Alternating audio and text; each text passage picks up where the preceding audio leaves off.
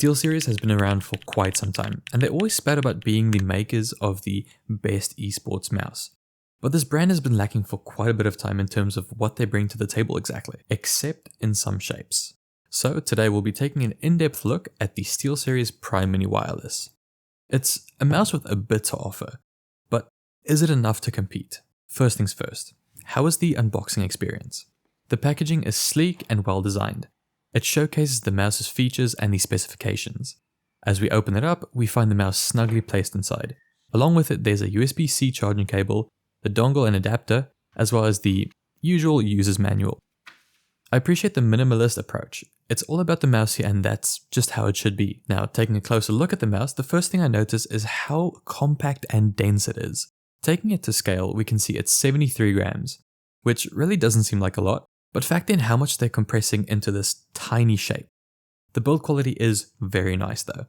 It feels thick and premium, as if there should be no build issues, no flexing, creaking, rattling whatsoever. It comes with a matte finish that feels pretty okay. Definitely just a smooth, non-fingerprint showing raw ABS plastic. So it's not as grippy or as slippery, just really standard stuff.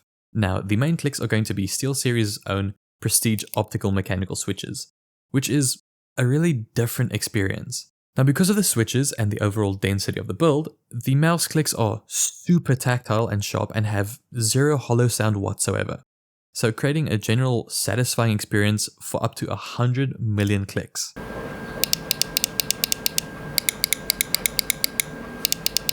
They are super sturdy, but do take quite a bit more force to actuate.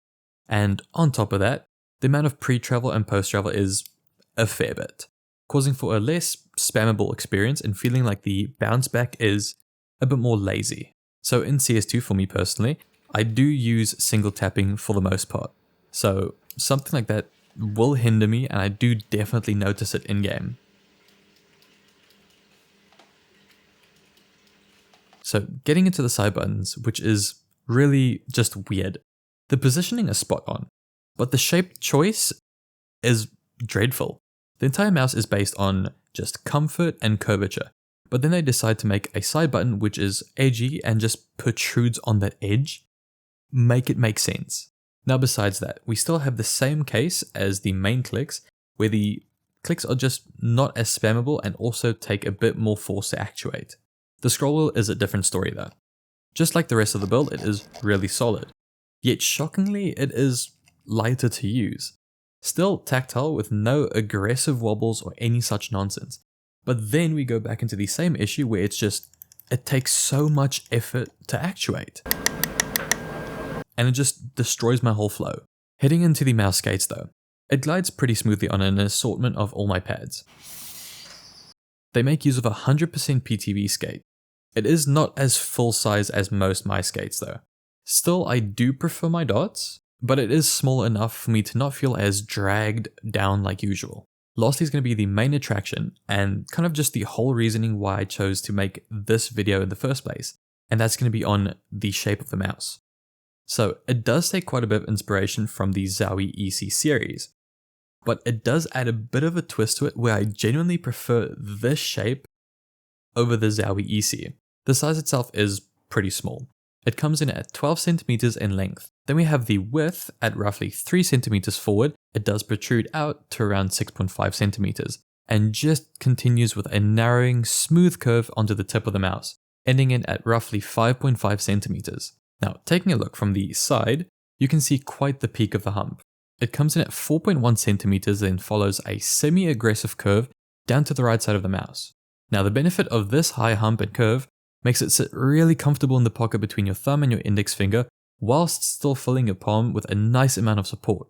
On top of that, mouse 1 and 2 clicks have a very decent amount of finger grooves, removing most of the spots and edge discomfort, which leads into my conclusion of the mouse overall. I feel the product was served a very big disjustice. The shape is insanely good, but it has way too many drawbacks. Even for a mouse that came out at that time, the tech is stale. It utilizes Steelseries' version of a 3335 sensor.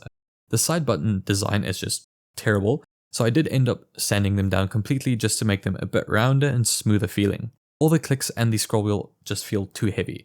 But considering their unique design, I can't even swap them out for mechanical switches. The dongle is just stupid, especially if some people do not have a Type-C port on their PC and thus have to use the adapter and the cable and the dongle all in one for the whole time, just like myself. The battery size is honestly just overkill. Being a 550 mAh battery, giving you 100 hours of supposed use, this weight is honestly just too much for a mouse of this design. It's all densely packed, but I ended up doing a couple internal modifications and did shift some stuff around just to kind of balance the weight around. And the cherry on top, it costs $130 US. See, I was lucky enough to get this secondhand for 30 Australian dollars, which was an absolute steal. But even so, I wouldn't even charge $70 or more for this. Now, I've been saying for a whole while that Steelseries does have some good products and they have some phenomenal shapes. But they just need to get their act together and release a product that actually can compete. But that'll be all for today, guys. Thanks so much for watching, take care, and peace.